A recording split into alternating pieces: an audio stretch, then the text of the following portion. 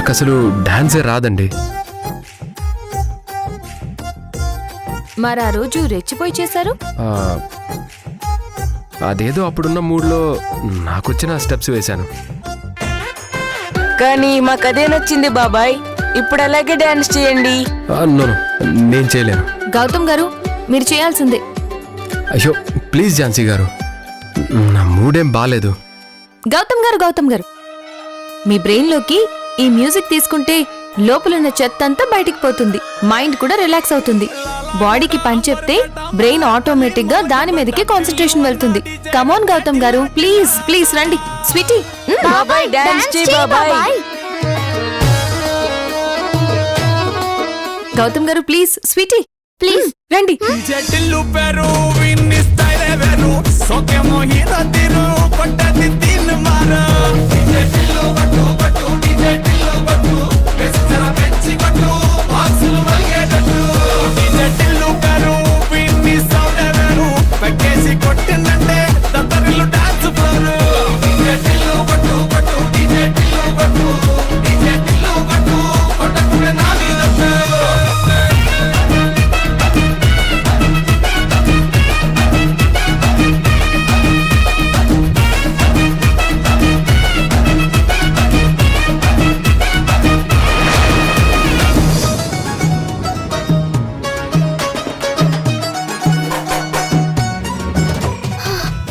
నాకు ఆయాసంగా ఉంది.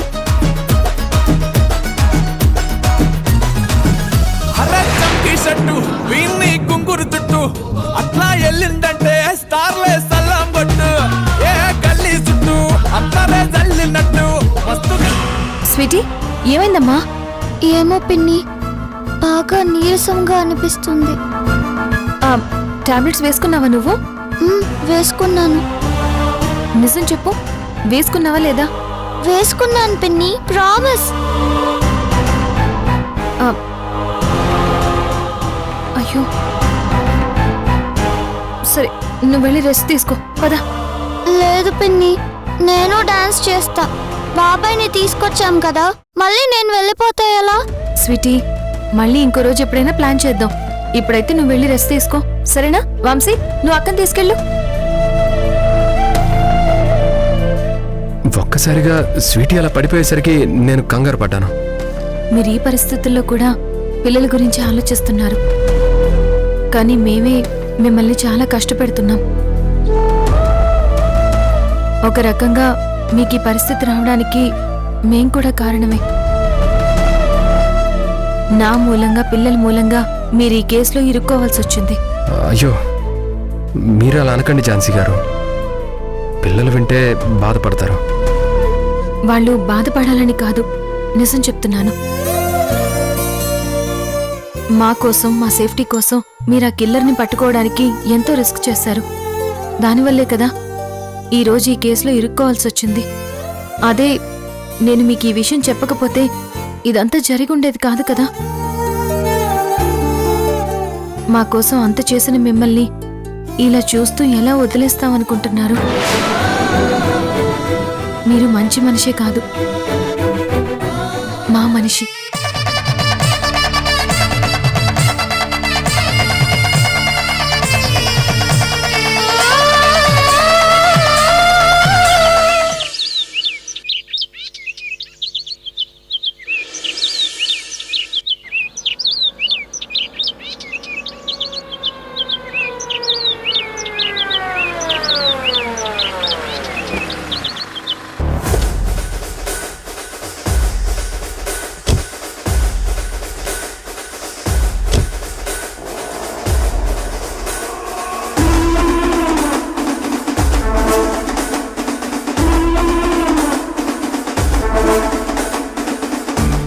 హలో రాణి గారు, గుర్తున్నానా? ఎలా మర్చిపోతావులే, నీకు జీవితాంతం గుర్తుండిపోయేలా ఎక్స్పీరియన్స్ ఇచ్చాను కదా. అరెరే, కాయిల్డ్ కోబ్రాలా కస్సునలేస్తున్నావే. నేను కరెక్ట్గానే మాట్లాడాను కదా. నీకప్పుడు అన్యాయం చేసుండొచ్చు, నీ వయసుకు మాత్రం న్యాయం చేశాను కదా. పిచ్చి పిచ్చిగా మాట్లాడితే పళ్ళు రాలగొడతా. ఏంటి, పెళ్ళైన తర్వాత కొంచెం ఆవేశం ఎక్కువైందనుకుంటా. By the way, congrats. ఎవరెత్తునో? నీ మొగుడా? ఆహా, అందగాడే. What's up bro? థ్యాంక్స్ బ్రో, నీది చాలా గొప్ప గుండె. రాణికి లైఫ్ ఇచ్చావు. బాగా చూసుకో, మన మనిషే. జైల్లో చెప్పకూడదు, నీకు ఇంకా వంట పట్టినట్లేదు. తిక్కగా మాట్లాడుతున్నావు. ఏంటి బ్రో, ఇద్దరూ ఒకేలా మాట్లాడుతున్నారు? సరేలే, జరిగిందేది మనసులో పెట్టుకోకు. రాణిని బాగా చూసుకో. చూసుకుంటావులే. ఎందుకంటే అప్పటికన్నా ఇప్పుడే పిట్టలాడిపోతున్నావే. నోరు జరితే చెప్పు తెగిపోద్ది. చెప్పు తెగడం కాదు, నీ తాళి తెగిపోద్ది. ఒక్కసారి కాదు, నువ్వెన్నిసార్లు కట్టించుకుంటే అన్నిసార్లు తెగుద్ది. ఏం కూస్తున్నావురా? రాణి, కానిస్టేబుల్స్ టైం అవుతుంది, తీసుకురండి. పదా. రేయ్, పోరా. రాణి, ప్రతిదానికి రియాక్ట్ అవ్వాల్సిన పని లేదు. కుక్కలు మురుగుతున్నాయని చెప్పి మనం కూడా మురుగుతావా? వాడి బుద్ధి మారలేదు, వదిలేసి.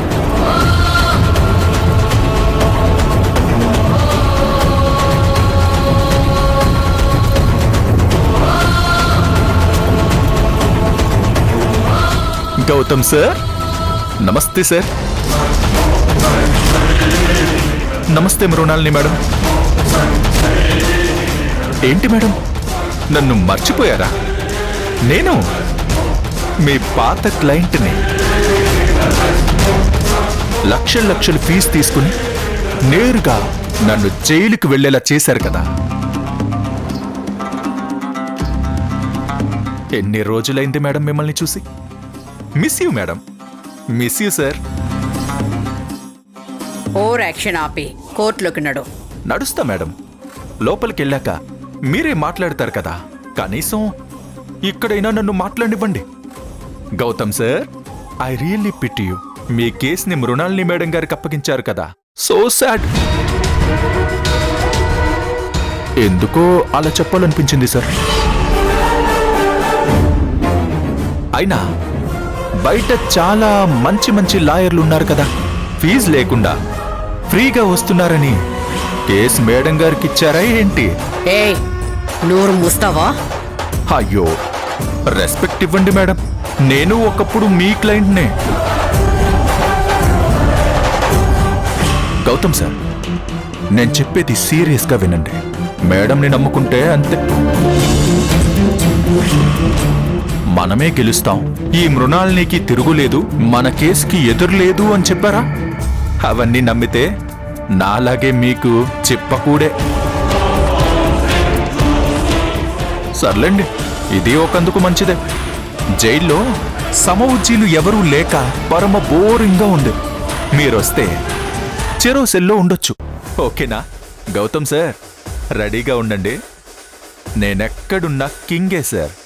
కానీ మీరు మాత్రం మళ్ళీ యూనిఫామ్ వేసుకోలేరు. మీరు వేసుకోబోయే నెక్స్ట్ ఫ్యాన్సీ డ్రెస్ ఏంటో తెలుసా? ఖైదీ డ్రెస్. నెల 2 నెలలు కాదు, లైఫ్ లాంగ్.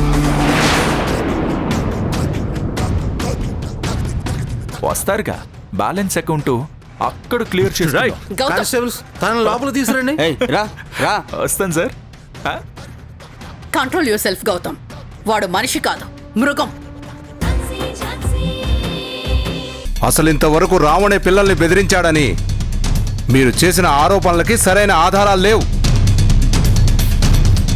పోనీ రావణే చేశాడనుకుందాం, కానీ అది టామ్ చేయించాడని ఎలా చెప్తారు? ఇప్పటికిప్పుడు ఒక కొత్త కట్టుకత్తో వచ్చి బోడిగుండుకి మోకాలికి ముడి వేస్తున్నారు. యురానా, నేను చెప్పింది కట్టు కదో లేక వాస్తవమో నిరూపించడానికి టామ్ ని విచారించాలి అనుకుంటున్నాను. Yes, proceed.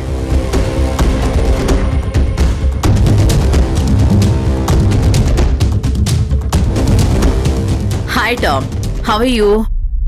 జైలు శిక్ష ఎలా ఉంది? మొదట్లో కష్టం అనిపించింది, కోపం వచ్చింది.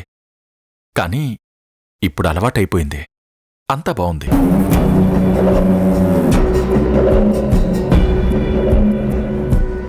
మీరు అత్యాచారం చేసింది ఆ రాణినే కదా? ఆ పాపం తనకి పెళ్ళయింది కదా, మీరిప్పుడు ఈ ప్రశ్న నన్ను అడగడం, దానికి నేను సమాధానం చెప్పడం బాగోదేమో.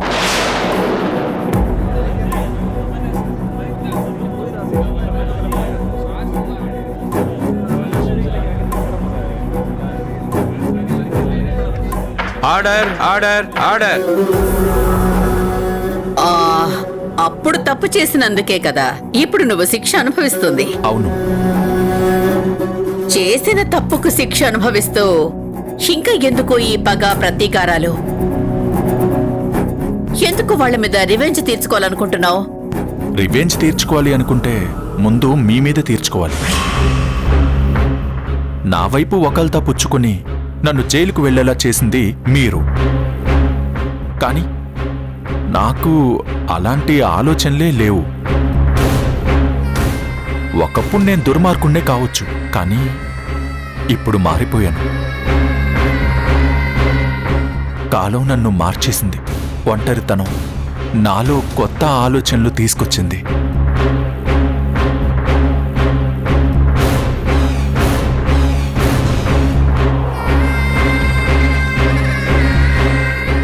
అసలు జైలంటే ఏమనుకుంటున్నారు మేడం? తప్పు చేసిన వాళ్ళని సన్మార్గంలో పెట్టే ఒక ధార్మిక దేవాలయం.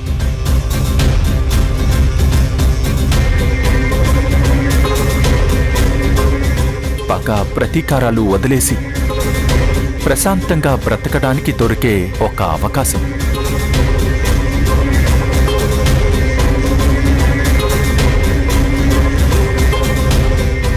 అసలు జైలు అంటే ఏంటో తెలుసా? ఒక ధార్మిక దేవాలయం లాంటిది.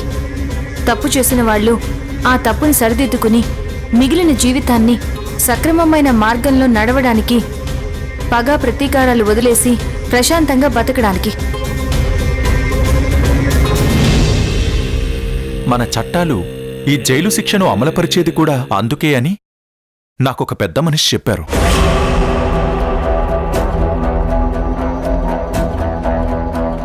నేనిప్పుడు మన చట్టానికి తగ్గట్టుగా జైలు శిక్ష అనుభవించి మిగిలిన జీవితాన్ని ప్రశాంతంగా గడపాలనుకుంటున్నాను. అందుకే రోజూ లైబ్రరీకి వెళ్ళి స్వామి వివేకానంద, మహాత్మా గాంధీ, నెల్సన్ మండేలా లాంటి ఎందరో మహానుభావుల జీవిత చరిత్రలు చదువుతున్నాను. వారి ఆశయాలకు అనుగుణంగా నేను నడుచుకుంటున్నాను.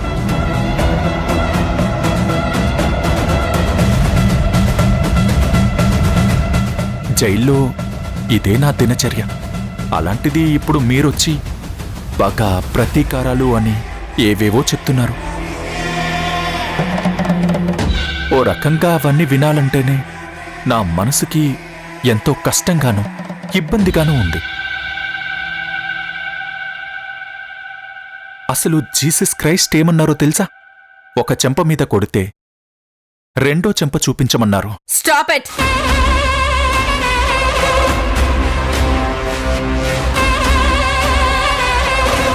చెప్పేవాడికి వినేవాడు లోకువాని. ఎన్నైనా చెప్తావు, ఎన్ని నాటకాలైనా వేస్తావు. సరే మేడం, మీరు ఏమైనా అనుకోండి. కానీ నేను జడ్జి గారికి చెప్పాలనుకున్నది ఒక్కటే. జైల్లో నేను నడుస్తున్న సన్మార్గానికి, రావణ్ణి చంపానని మేడం గారు చెప్తున్న దుర్మార్గానికి ఎలాంటి సంబంధం లేదు సార్.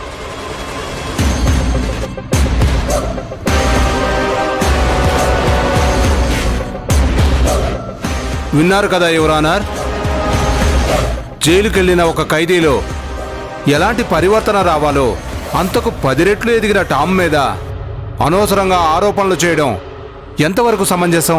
పదే పదే అతన్ని క్రిమినల్ అని మాట్లాడుతూ మళ్ళీ క్రైమ్ చేయడానికి పురిగొల్పడం ఎంతవరకు కరెక్ట్ యువర్ ఆనర్? అకారణంగా నా క్లయింట్ రావణ్ణి ఎస్ఐ గౌతమ్ ఉన్మాదంతో కొట్టి హింసించి అతని చావుకి కారణమయ్యాడు.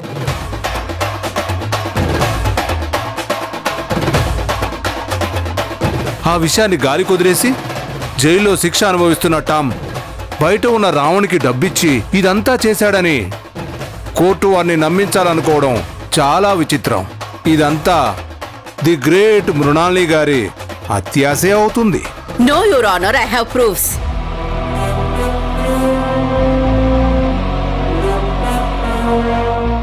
పరంజ్యోతి గారు టామ్ ని అవతార పురుషుడిగా అభివర్ణించాలనుకుంటున్నారు. ఇందాకటి నుంచి టామ్ కి రావణ్ కి ఏ సంబంధం లేనట్టు నొక్కి ఒక్కాణించి చెప్తున్నారు.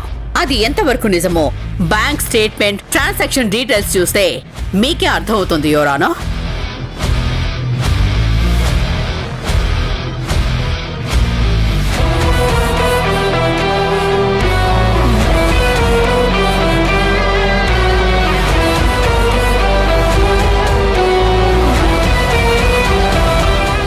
Please go through these documents, Your Honor.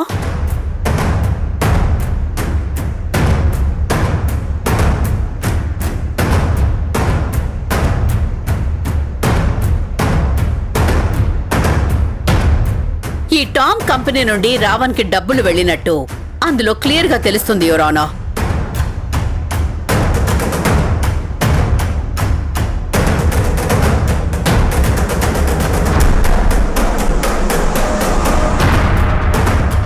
Mister Tom, మీకు రావణ అనుచరుడని, కేవలం మీరు డబ్బు పంపించడం వల్లే రావణ్ ఇలాంటివన్నీ చేశాడని లాయర్ మృణాలిని గారి అభియోగం.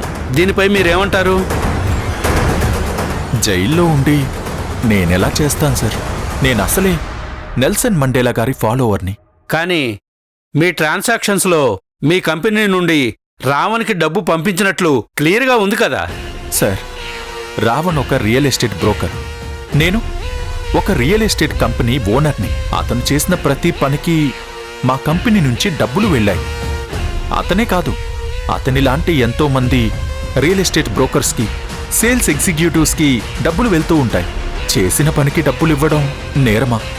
ఏది లక్షలు లక్షలు పంపిస్తూ ఉంటారా? సార్, హైదరాబాద్ రియల్ ఎస్టేట్ సంగతి మీకు తెలియంది కాదు. ఎప్పటికప్పుడు పెరుగుతూనే ఉంటుంది, కానీ తగ్గడం అనేది ఉండదు.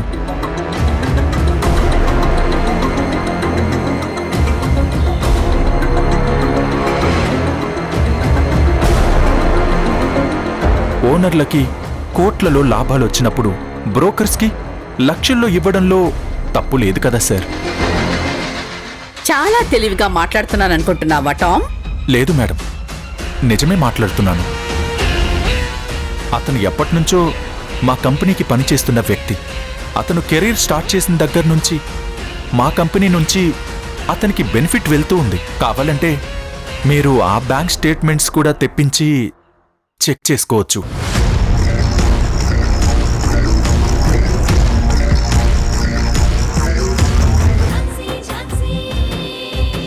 ఝాన్సీ గారు, thank you so much. Very crucial evidence పట్టుకున్నారు. ఇంకో విషయం గౌతమ్ గారు, ఏంటండి? టామ్ కోర్టులోకి వచ్చినప్పుడు మీతో చాలా పొగరుగా మాట్లాడాడంట. అవునండి. కోర్టు నుంచి జైలుకి వెళ్ళేటప్పుడు వాణ్ణి చెడమడ తిట్టేశాను. అవునా? అయినా ఆ రోగ్తో మీకు మాట్లాడేంటండి? అవసరమా చెప్పండి? మీకంత ఆవేశం ఉండకూడదండి. ఆవేశంతో కాదు, ఆలోచనతో కావాలని చేశాను గౌతమ్ గారు. ఏంటి కావాలని చేశారా? ఎందుకు? ఏం లేదు గౌతమ్ గారు, కేసు ఓపెన్ అయిన దగ్గర నుంచి టామ్ మనుషులు అటాక్ చేయడం మానేశారు. ఎలాగూ మీరు శ్రీధర్ వాళ్ళకి సెక్యూరిటీ పెట్టారనుకోండి, కానీ ఆ రౌడీలు అటాక్ చేయకపోవడం వల్ల కేసులో ఏ ప్రోగ్రెస్ లేదు. అందుకే చిన్న మైండ్ గేమ్ ఆడాను. టామ్ క్యారెక్టర్ మీద నాకొక ఐడియా ఉంది కాబట్టి చెప్తున్నాను. తన ఈగో హర్ట్ అయి ఏదైనా రియాక్షన్ ఇస్తే డెఫినెట్గా ఇరుక్కుంటాడు.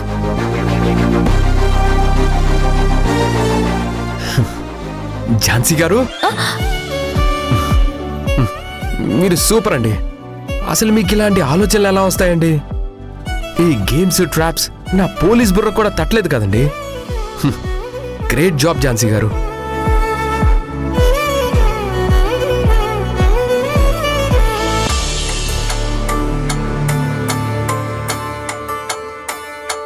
ఈ మృణాలిని గారు అల్లిన స్క్రీన్ ప్లే చాలా బాగుంది. వారికి కోర్టులో కన్నా టీవీ సినిమా ఇండస్ట్రీలో మంచి ఫ్యూచర్ ఉందని నాకు అనిపిస్తుంది.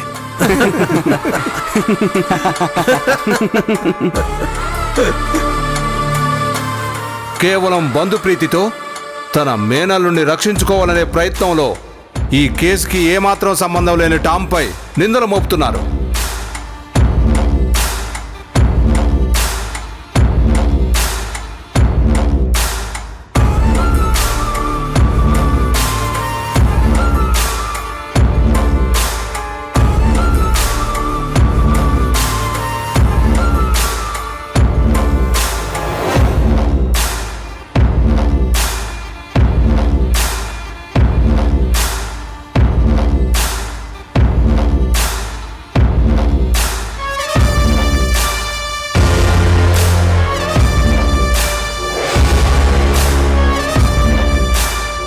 మృణాలిని పిలిచావంట?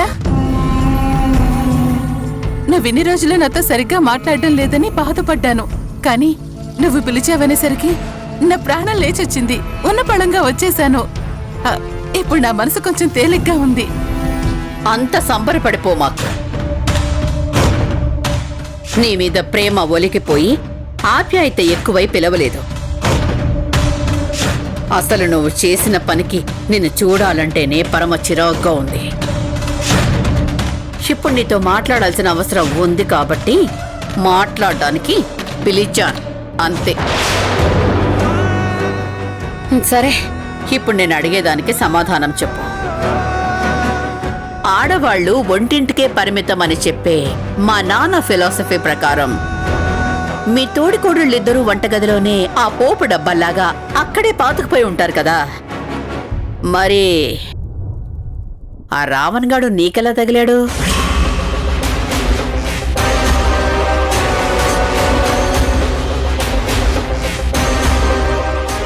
అసలు నువ్వెప్పుడింత రాజకార్యం వెలుగబెట్టావు? ఇంతకీ వాణ్ణి నీకెవరు పరిచయం చేశారు? అడిగేది నిన్నే, చెప్పు. వాణ్ణి నీకెవరు పరిచయం చేశారు? నువ్వే.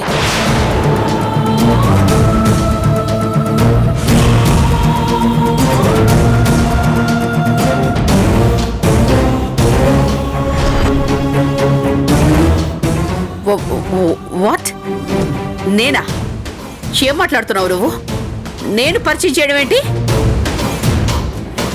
అటు తిప్పి ఇటు తిప్పి మధ్యలోకి నన్ను లాగుతున్నావేంటి? అసలు వాడి మొహమే నాకు తెలీదు.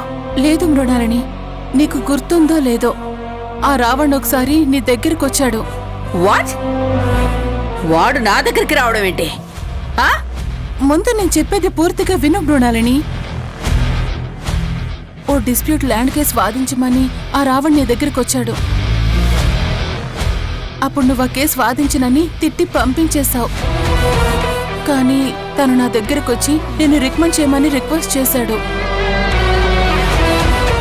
అప్పుడే నాకు ఆలోచన వచ్చింది, తన చేత పిల్లల్ని బెదిరించి ఇంట్లో నుంచి పంపించేయచ్చు అని. తర్వాత జరిగిందంతా నీకు తెలుసు. అవునులే, పిల్లలతో పాటు నన్ను కూడా ఇంట్లో నుంచి పంపించేయాలనుకున్నావు కదా. అదెలా మర్చిపోతాను? సారీ మృణాలిని, ఏదో తెలియకలా చేశాను. తెలిసి చేసినా తెలియక చేసినా దాని పరిణామాలు చాలా తీవ్రంగా ఉంటాయి.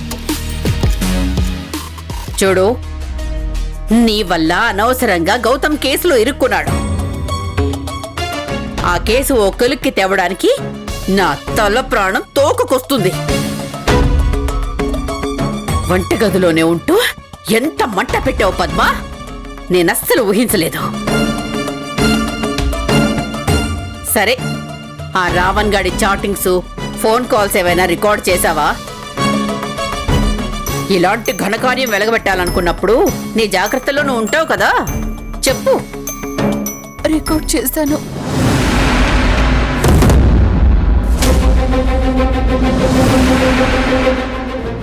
ఏది నీ ఫోను సరివ్వు. ఎందుకు? చచ్చిన రావణ్ గడికి ఫోన్ చేద్దామని. ఏంటి? మరి లేకపోతే ఏంటి? ఫోన్ అడిగాను కదా, ఇవ్వు. భయపడకు పద్మా, ఏం లేదు. ఇందులో ఉన్న కాల్ రికార్డింగ్స్ మా కేసుకి ఏమైనా ఉపయోగపడతాయని. ఓపెన్ చేయి.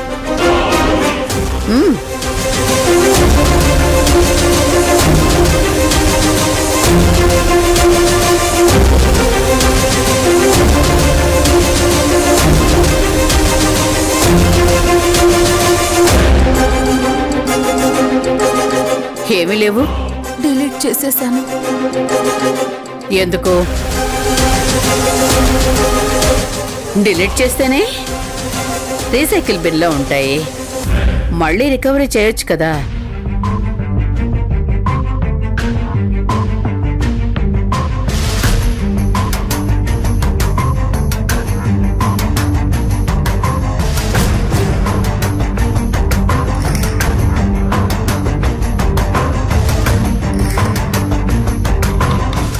ఎస్,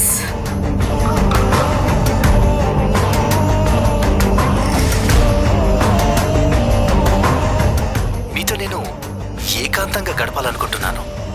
మీ అందాన్ని పొందకపోతే ఈ బ్రతుక్కి అర్థమే లేదనిపిస్తుంది. జస్ట్ 1 అవర్ అంతే. నీకు దండం పెడతాన్రా, నన్ను వదిలే ప్లీజ్. నేను నోరు జారానంటే మీ బ్రతుకు బజారున పడుతుంది. బాగా ఆలోచించుకోండి. ఏంటి పద్మ ఇది? అంటే వాడు నీతో మిస్బిహేవ్ చేశాడా?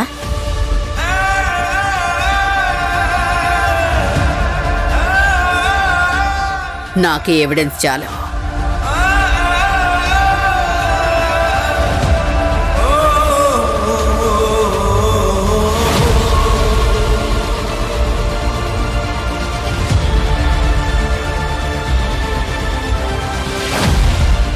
ఏం చేస్తున్నావు మృణాలిని?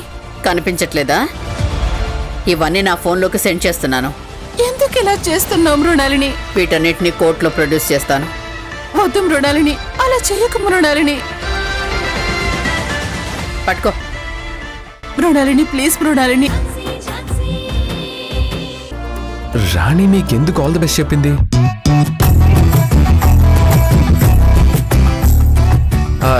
ఏం లేదని మాత్రం చెప్పకండి. ఆ, నిజంగానే ఏం లేదండి. పర్లేదు చెప్పండి. అయ్యో గౌతమ్ గారు, చెప్తున్నాను కదా ఏం లేదు. ఓ అవునా? అంటే ఏం లేకపోయినా గానీ ఆల్ ది బెస్ట్ చెప్తారా? అయ్య బాబోయ్, అలా చూడకండి. ఏ చంద్రముఖి కనిపిస్తుందా? మీలో ఎప్పుడు అరుంధతి చంద్రముఖిలే కనిపించేవి, కానీ ఈసారి మాత్రం ఇక చాలు. మనం వచ్చింది టామ్ మనుషుల్ని పట్టుకోవడానికి, సరదాగా కబుర్లు చెప్పుకోవడానికి కాదు. పదండి.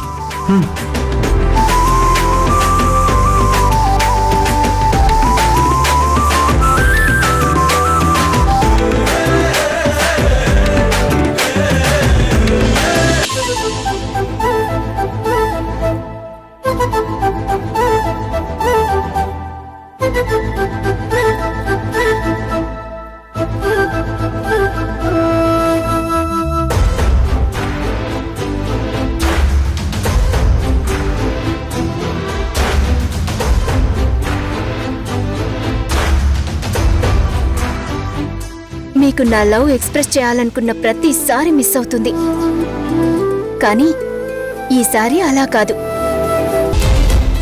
ఎలాగైనా మిమ్మల్ని పిలిచి నా మనసులో మాట చెప్పేస్తాను.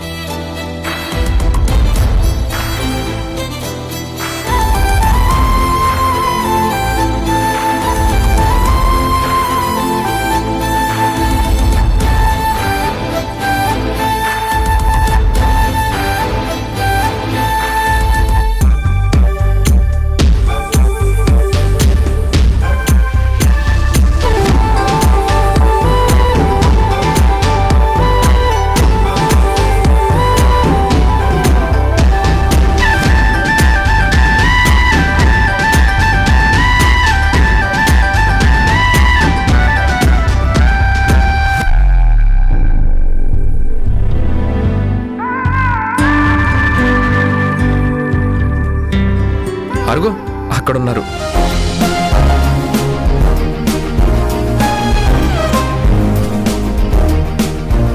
రాణి, ఓ సెల్ఫీ దిగుదామా?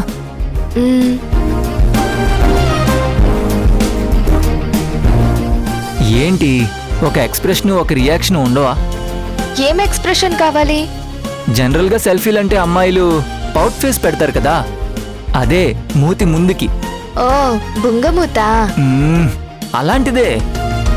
నాకు అలా పెట్టడం రాదే. ట్రై చేయి.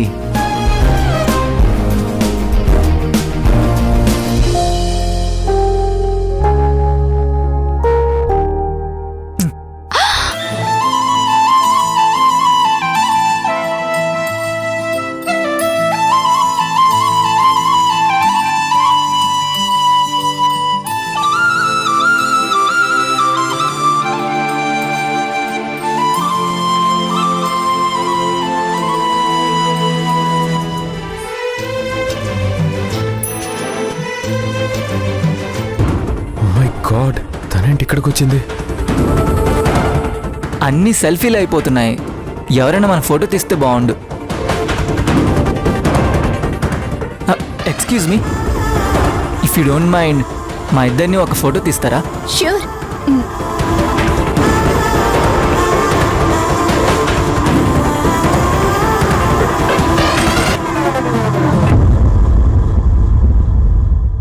Both of you looking very beautiful.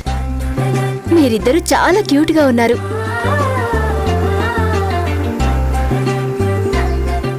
మిమ్మల్ని చూస్తుంటే చాలా ముచ్చటేస్తుంది. Made for each other. You are really made for each other.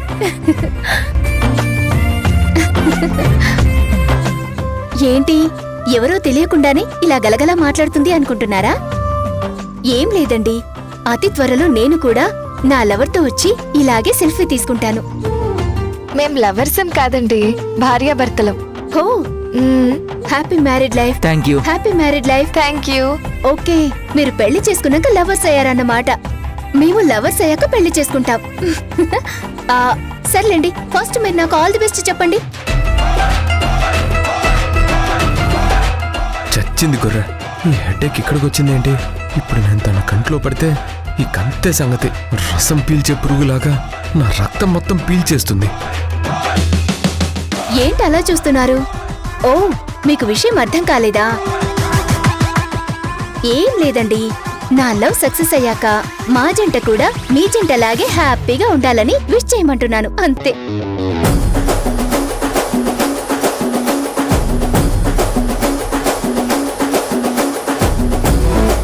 ఏంటి, విష్ చేస్తారా లేదా నేను తీసిన ఫోటో డిలీట్ చేయమంటారా? వద్దు, all the best. Thank you. All the best. Thank you very much.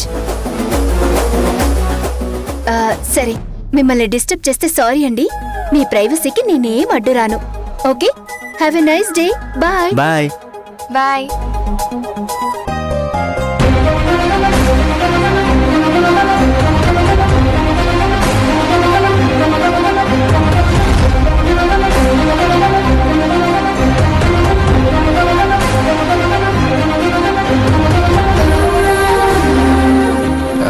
Jhansi గారు, అలా పక్కకి వెళ్దాం పదండి.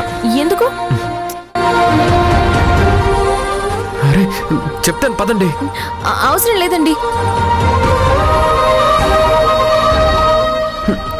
అయ్యో గౌతమ్ గారు, గౌతమ్ గారు, రండి. గౌతమ్ గారు, ఏంటండి ఇది? ఇష్. పొదల్లోకి తీసుకొచ్చారేంటి?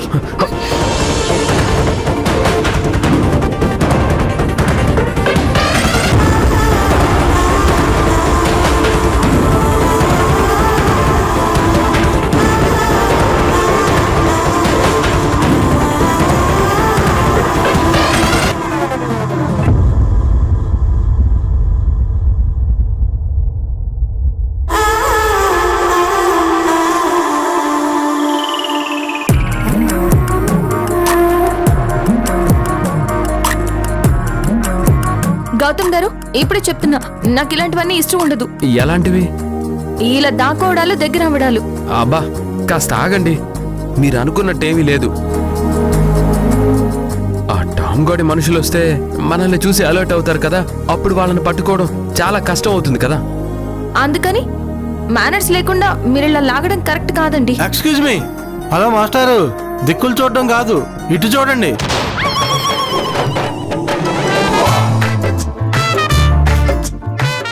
మీరెవరండి ఇక్కడున్నారేంటి? పని పాట లేక. సారీ అండి, సారీ. మీ సారీలేం చల్లవు, ముందెక్కడి నుంచి వెళ్ళిపోండి. చిచ్చి, ఏంటి గౌతమ్ గారు ఇది? అదే అదే నాకు అర్థం కావట్లేదు. ఆహాహా, చేసిందంతా చేసి ఇప్పుడు ఏం తెలియనట్టు భలే మాట్లాడుతున్నారే. నేనేం చేశానండి? మీరు నన్ను తప్పుగా అర్థం చేసుకుంటున్నారు. నాకు అర్థమైంది కానీ నిజం ఒప్పేసుకోండి. మీ కోపాలు తాపాలు ఏమైనా ఉంటే అటెళ్ళి పోట్లాడుకోండి, అంతేగాని ఇక్కడుండి మా టైం వేస్ట్ చేయకండి ప్లీజ్. మమ్మల్ని కాస్త ప్రశాంతంగా వదిలేయండి. చిచ్చి, ఝాన్సీ గారు, ఝాన్సీ గారు, ఝాన్సీ గారు, ఝాన్సీ గారు. షూ.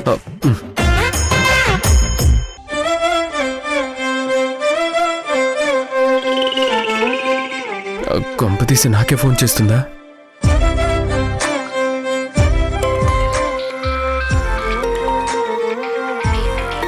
ఏంటి చిరాకు పడుతున్నారు?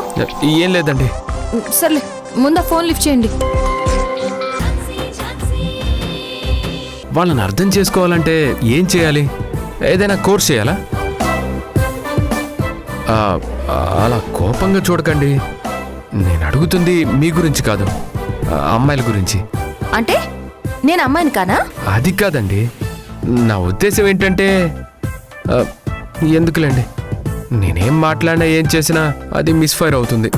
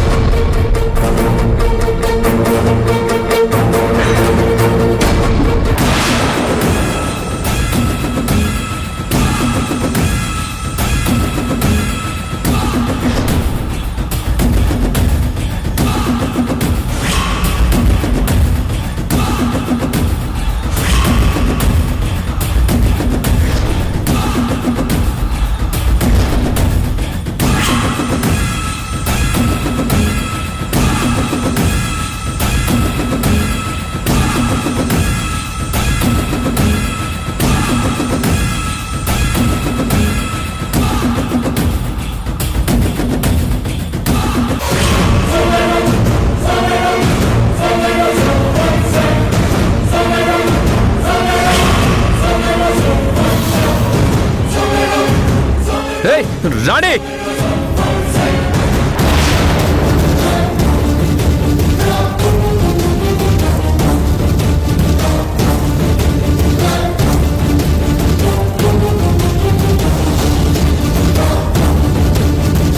రాణి!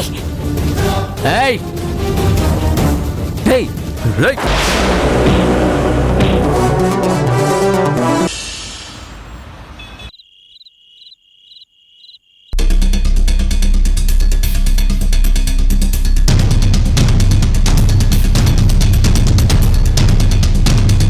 మృణాల్ని, ఏంటిది? పద్మ చెప్తుంది నిజమేనా? ఆ రావణ్ పద్మతో మాట్లాడిన కాల్ డేటాను కోర్టులో ప్రొడ్యూస్ చేస్తానన్నావంట. అన్నాను.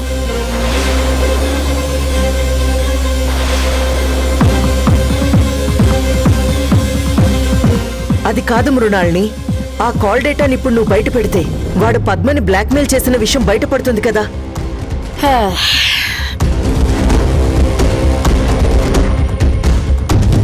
అయితే నన్నేం చేయమంటావు? మృణాల్ని, అన్ని తెలిసి కూడా నువ్వే ఇలా చేస్తే ఎలా చెప్పు? ఈ ఇంటి పరువు ఏమవుతుందో ఒక్కసారి ఆలోచించు. అన్నీ ఆలోచించాకే ఈ నిర్ణయం తీసుకున్నాను.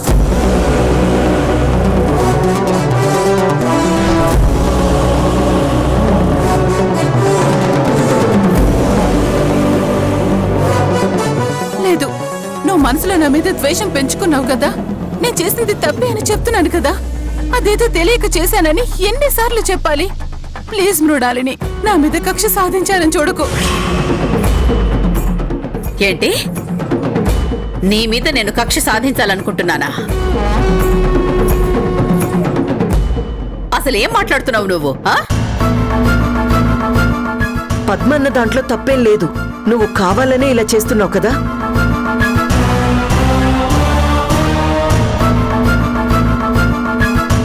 ఒక ఆడదాని వయ్యుండి మరో ఆడదాని పరువు బజార్లో పెట్టడానికి నీకు మనసెలా వస్తుంది? వదినా,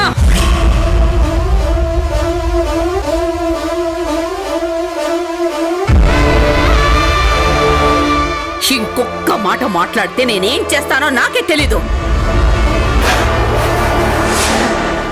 అసలు ఈ మృణాలిని అంటే ఏమనుకుంటున్నారు? మీ అందరికీ నేను విలన్లా కనిపిస్తున్నానా? ఈ ఆధారాలు కోర్టులో ప్రొడ్యూస్ చేయడానికి నాకు మనసు రావడం లేదు, కానీ తప్పని పరిస్థితి వచ్చింది. ఏంటి, ఈ ఎవిడెన్స్ కోర్టులో ప్రొడ్యూస్ చేస్తే ఈ ఇంటి పరువు పోతుందా? మరి గౌతమ్ని అరెస్ట్ చేస్తే అప్పుడు ఈ ఇంటి పరువు పోదా? వాణ్ణి సస్పెన్షన్ నుంచి ఏకంగా డిస్మిస్ చేస్తే ఈ ఇంటి పరువు పోదా? నువ్వేం మాట్లాడుతున్నావు మృణాల్ని? అవును, కేసు చాలా క్రిటికల్ గా ఉంది. అక్కడ నేను వాడాల్సిన అస్త్రాలన్నిటిని వాడేశాను. But no use. గౌతమ్య ఆ నేరం చేశాడని వాళ్ళ దగ్గర సాక్ష్యాలు బలంగా ఉన్నాయి. ఇప్పుడు గౌతమ్ కేసు నుంచి బయటపడాలంటే నా దగ్గరున్న బ్రహ్మాస్త్రం ఇదొక్కటే. ఇది ఖచ్చితంగా వాడాల్సిందే. లేకపోతే గౌతమ్ని కస్టడీలోకి తీసుకునే అవకాశం ఉంది. నేనిప్పుడు ఈ కేసు వదిలేశానంటే నీ కొడుక్కి సంకెళ్ళేసి లాక్కెళ్తారు. గౌతమ్ ఒక సిన్సియర్ పోలీస్ ఆఫీసర్. డ్యూటీ ఏ వాడికి ప్రాణంగా ఫీల్ అవుతూ ఉంటాడు.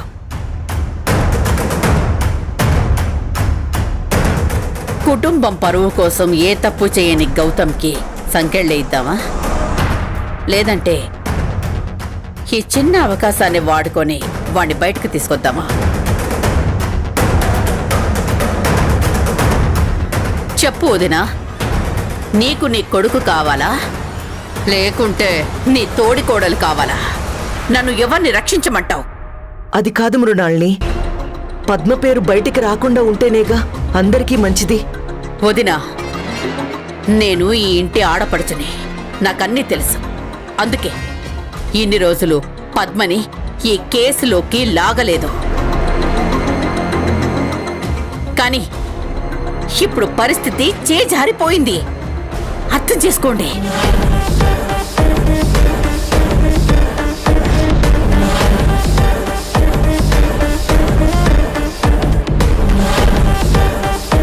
ఓకే, ఈ కేసులో పద్మ కూడా ఇన్వాల్వ్ అయింది కాబట్టి ఈ విషయాన్ని అవాయిడ్ చేసి ఎలా కేసు డీల్ చేయాలనేది నేను చూసుకుంటాను. ముందైతే గౌతమ్కి ఏం జరగకుండా చూసుకోవాలి కదా. దయచేసి మీరు వెళ్ళండి. ఈ ఆధారాలేవి బయట పెట్టావు కదా? తప్పనిసరి పరిస్థితుల్లో మాత్రమే నేను ఈ కాల్ డేటా వాడతాను. నా గురించి మీరేమనుకున్నా పర్వాలేదు. ఒక లాయర్గా న్యాయాన్ని కాపాడటం నా ధర్మం.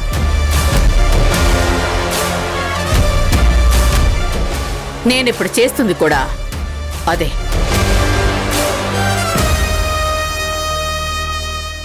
మీరు వెళ్ళండి.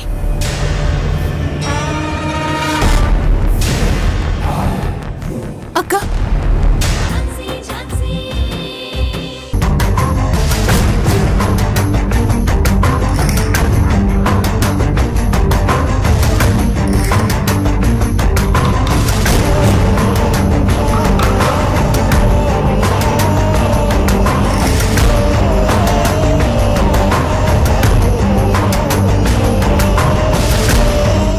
ఇప్పుడు గౌతమ్ కేసు నుంచి బయటపడాలంటే నా దగ్గరున్న బ్రహ్మాస్త్రం ఇదొక్కటే. ఇది ఖచ్చితంగా వాడాల్సిందే. లేకపోతే గౌతమ్ని కస్టడీలోకి తీసుకునే అవకాశం ఉంది.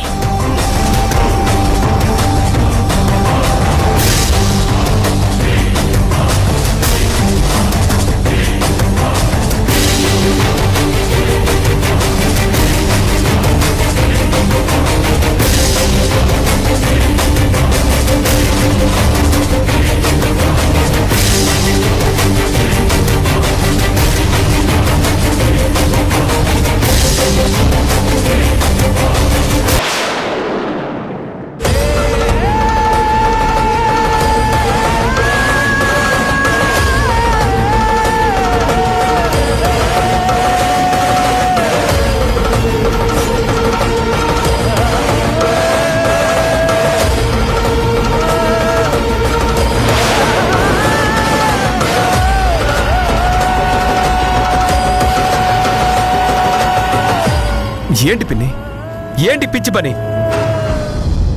మరి నన్నేం చేయమంటావు గౌతమ్?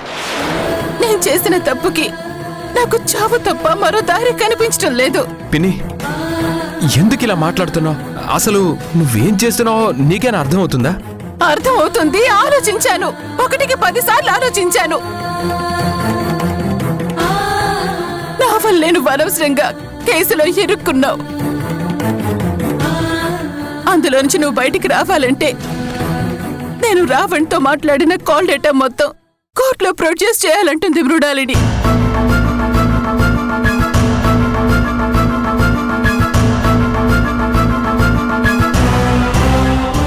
ఏమంటున్నావు పిన్ని? అవును గౌతమ్, నా దగ్గరున్న ఆ డేటా మొత్తం మృణాలిని తీసుకుంది.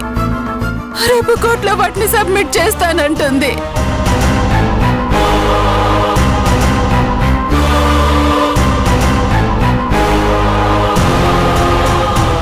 వద్దని నేను కాళ్ళ వెళ్ళ పడ్డా కూడా తను నా మాట వినట్లేదు.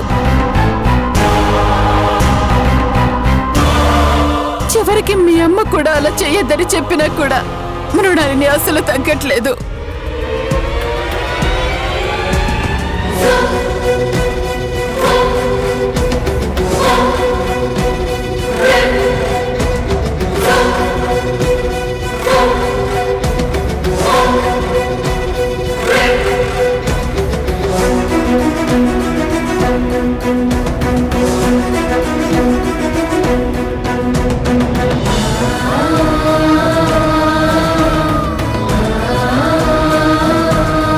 నీకు నీ కొడుకు కావాలా, లేకుంటే నీ తోడి కోడలు కావాలా? నన్ను ఎవరిని రక్షించమంటావు?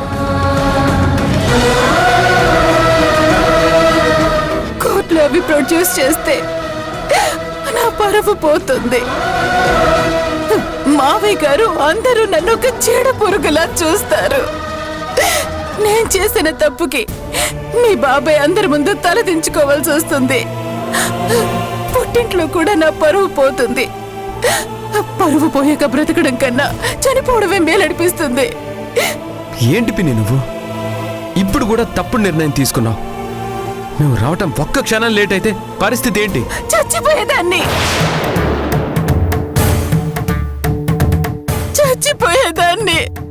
పిన్ని, ఎందుకు గౌతమ్ నాకు బ్రతుకు? అసలు నేను ఎవరి కోసం బ్రతకాలి? మా కోసం, బాబాయ్ కోసం.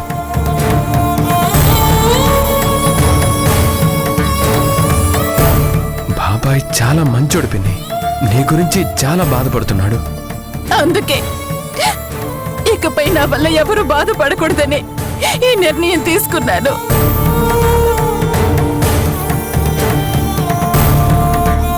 గౌతమ్, జీవితం చాలా గొప్పది. ఏది మంచో ఏది చెడో మనకి ముందే తెలుసు. కానీ మనిషి బ్రతుకులో ఆశుంది చూసావా, అది చిన్నగా మొదలై అత్యాశగా మారిపోతుంది. ఇలా తప్పులు చేయిస్తుంది. అది తప్పు అని తెలుసుకునేసరికి జీవితం మొత్తం రిస్క్ లో పడిపోతుంది. తనతో పాటు తన చుట్టూ ఉన్న వాళ్ళని కూడా బాధ పెట్టాల్సి వస్తుంది. మేడం, ఝాన్సీ, నువ్వు వయసులో నాకన్నా చిన్నదానివైనా గుణంలో చాలా పెద్దదానివి. నువ్వు చాలా మెచ్యూర్డ్ గా ఆలోచిస్తావు. నువ్వే చెప్పమ్మా, 10 మందిలో ఆడదాని పరువు పోతే తనెలా తట్టుకోగలదు? ఒకడు తనతో మిస్బిహేవ్ చేశాడని నలుగురికి తెలిస్తే తనెలా భరించగలదు? ఝాన్సీ, లోకానికి నిజానిజాలతో పనిలేదు. నలుగురు 4 రకాలుగా మాట్లాడుకుంటారు. ఆ మాటలు వినే శక్తి నాకు లేదు. నిజమే, నేను తప్పు చేశాను.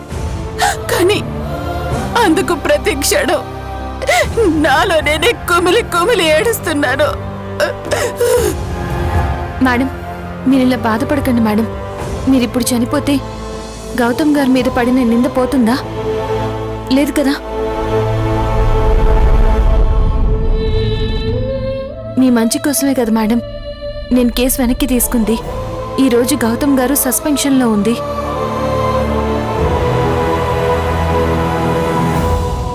మేము మిమ్మల్ని కాపాడడానికి ఇంత చేస్తుంటే మీరేంటి మేడం ఇలాంటి డెసిషన్ తీసుకుంటున్నారు?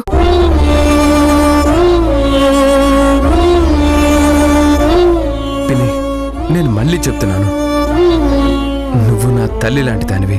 నీ మీద జాలి తప్ప ఎలాంటి కోపాలు తాపాలు నాకు లేవు. నిన్ను కాపాడుకోవాల్సిన బాధ్యత నాది. నేనుండగా నీకేమీ కానివ్వను. అవసరమైతే నేను జైలుకైనా వెళ్తాను, కానీ ఎట్టి పరిస్థితుల్లోనూ నీ పేరు మాత్రం బయటికి రానివ్వను.